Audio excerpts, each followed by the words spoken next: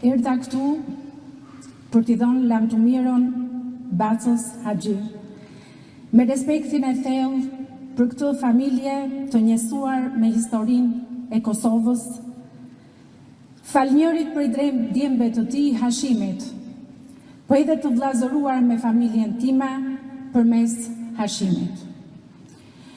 Kjo është një ditë e trishtuar.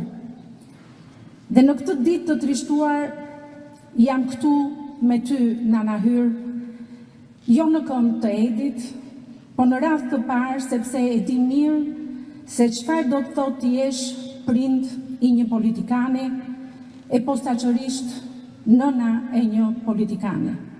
E kam përjetuar pranë nënës së Edit. Dhe në këtë ditë të trishtuar jam këtu me të gjithë familjen tuaj, të cilës sot i mungojnë 2 burra. E di dhe më mirë se çfarë do të thotë të jesh bashortja e një politikane. Aq më tepër e një udhëheqësi. Aty ku frynë dhe nuk pushojnë erërat e forta. E përjetoj çdo ditë.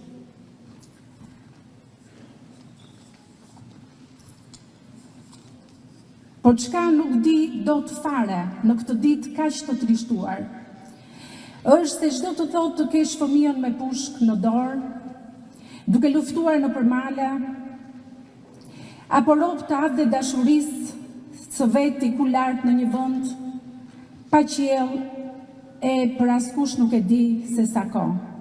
Duhet të jetë një ankth i pambarimt. Ndaj nuk më mbajti dot vendi atje në Tiranë, po desha të jem këtu sot, pra nënës dhe gruas së Hashimit. Nënës dhe bashortes së komandantit, siç i thrasim gjithnjë dhe në shtëpi, i cili në këtë ditë ndarjeje të dimshme duhet të vijojë të jetë larg në luftë. Nuk besoj se një mungesë mund të jetë dot kaq herë më e madhe se sa prania në një ditë si kjo. E prandaj ajo rezaton shumë përtej këtyre mureve, si një këmban kujtese për dhimbjen e dhjetra mijëra prindërve dhe grave të kësaj toke, por edhe sakrificën e krejt popullit Kosovës për ta paguar çmimin e lartë të lirisë. Të qoftë i lehtë dheu Baca Haxhi.